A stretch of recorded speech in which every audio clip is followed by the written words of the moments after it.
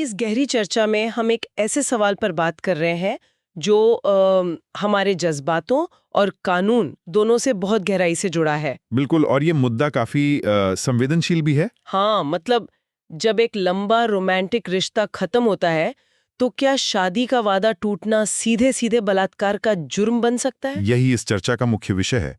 हमारे पास स्रोत के तौर पर सुप्रीम कोर्ट का 2025 का एक बेहद अहम फैसला है, प्रदीप कुमार केसरवानी बनाम उत्तर प्रदेश राज्य। इस सटीक विश्लेषण के जरिए हमारी कोशिश ये समझने की है कि जब रिश्ते टूटते हैं तो हमारी न्याय प्रणाली उसे किस नजरिए से देखती है। सही कहा आपने।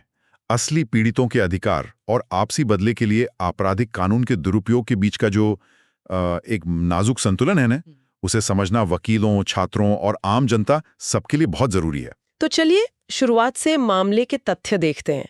बात है 2010 की, जब इलाहाबाद में एक जोड़े का रिश्ता शुरू होता है, फिर उनका ब्रेकअप हो जाता है। हाँ, और कहानी में असली मोड़ तब आता है जब रिश्ता टूटने के पूरे 4 साल बाद, यानी 2014 में, महिला अपने पूर्व पार्टनर पर बलात्कार का मामला दर्ज करा देती है। और हैरानी की बात तो ये है कि एक मैजिस्ट्रेट ने आईपीसी की धारा 376 के तहत, जो कि बलात्कार की सजा तय करती है, उसे समन भी जारी कर दिया। यहीं से कानूनी पेचीदगियां शुरू होती हैं। हमें यहाँ थोड़ा रुककर सुप्रीम कोर्ट की व्याख्या को ध्यान से समझना होगा। हाँ, क्योंकि सारा खेल आईपीसी की धारा 90 का है, जो गलतफहमी या तथ्य की भूल के तहत दी गई सहमति की बात करती है। एकदम सही। सुप्रीम कोर्ट ने यहाँ एक बहुत ही महत्वपूर्ण अंतर को सरल भाषा में स्पष्ट किया है।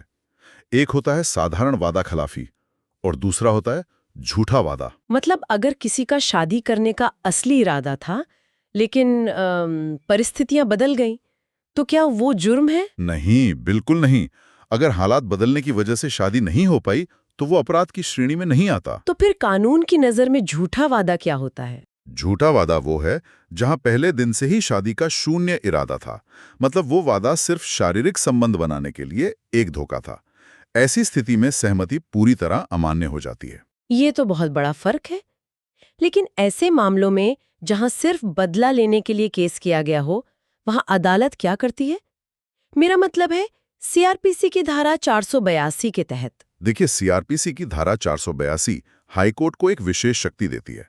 वो ऐसे बेबुनियाद आपराधिक मामलों को सीधे खारिज कर सकती है। तो क्या जज सिर्फ एक अच्छी तरह से ड्राफ्ट की गई शिकायत पढ़कर ही? नहीं, यही तो सुप्रीम कोर्ट का तर्क है। जजों को शिकायतों को यंत्रवत स्वीकार नहीं करना चाहिए, बल्कि दुर्भावनापूर्ण मुकदमों को रोकने के लिए छिपे हुए इरादों को पढ़ना चाहिए। और शायद इसी के लिए सुप्रीम कोर्ट ने राजीव थापर मामले के सख्त 4 चरणीय परीक्षण यानी 4 स्टेप टेस्ट को लागू करने पर जोर दिया है। बिल्कुल, ये परीक्षण ये देखने के लिए है कि क्या मुकदमा चलाना कानूनी प्रक्रिया का मजाक उड़ाना तो नहीं होगा। समझ गए। तो चलिए वापस इस 2010 वाले केस पर आते हैं, जहां 4 साल की देरी हुई थी। सुप्रीम कोर्ट का अंतिम फैसला क्या रहा? कोर्ट में इस केस को पूरी तरह से खारिज कर दिया। इसके मुख्य कारण थे 4 साल की स्पष्ट देरी और बदले की भावना। और सबसे अजीब बात ये रही कि वो महिला सुप्रीम कोर्ट में सुनवाई के दौरान आई तक नहीं। सही कहा। इससे ये साबित हो गया कि ये केस सिर्फ परेशान करने के लिए किया गया था।